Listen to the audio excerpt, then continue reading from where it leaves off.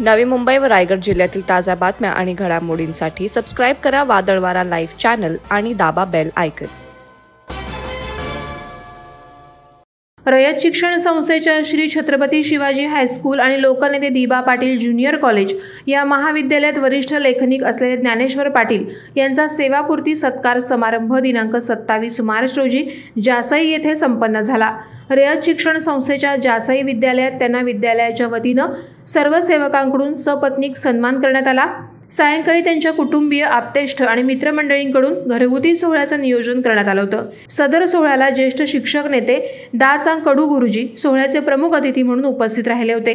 तसंच पंचक्रोशीतील अनेक मान्यवरांनी या ठिकाणी उपस्थित राहून ज्ञानेश्वर पाटील यांचं अभिनंदन करून पुढील आयुष्यासाठी शुभेच्छा दिल्या।